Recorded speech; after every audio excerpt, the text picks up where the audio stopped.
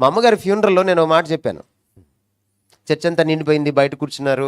నా స్నేహితులు, నా బంధుమిత్రులు అంతా వచ్చారు నన్ను ఆదరించడానికి. మా కాలేజ్ ప్రిన్సిపల్ గారు కూడా వచ్చారు.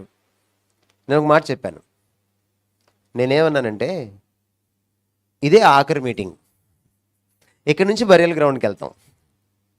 బరియల్ గ్రౌండ్కి వెళ్ళిన తర్వాత ఆమెను భూస్థాపితం చేస్తాం. ఎవ్వరు మా ఇంటికి రావద్దు, అక్కడ దీపం పెట్టాం. నెంబర్ 1. నెంబర్ 2, అక్కడ బకెట్ పెట్టాం, నీళ్లు కడుక్కోవాల్సిన, చేతులు కాళ్ళు కడుక్కోవాల్సిన పని లేదు. లేదు నేను బరియల్ గ్రౌండ్కి వచ్చి మీ ఇంట్లో దీపమే చూడాలి, లేదా మీ ఇంట్లో బకెట్లో నీళ్ళల్లోనే నేను కాళ్ళు కడుక్కోవాలి అనుకుంటే మీరు బరియల్ గ్రౌండ్కి రావద్దు. ఇది మొదలుకొని మళ్ళీ ప్రభు వచ్చేంత వరకు, నేను ఈ భూమిని విడిచి వెళ్ళిపోయేంత వరకు మా అమ్మగారి పేరిట జ్ఞాపకార్థ గుడికలు జరగవు.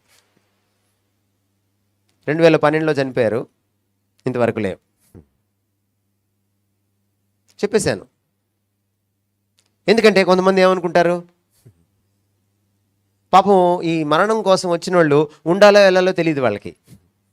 మనల్ని అడగలేరు, వెళ్ళొస్తామని చెప్పలేరు కదా. వెళ్ళొస్తామని చెప్తే మళ్ళీ మరణంకి వస్తామని కదా పాపం అర్థం. ఎన్ని బాధలో. అందుకే ముందే చెప్పేస్తే గొడవ లేని పని, బస్సు ఎక్కటే వెళ్ళిపోతారు చర్చి దగ్గర నుంచి. ఆచారాలతో జాగ్రత్త.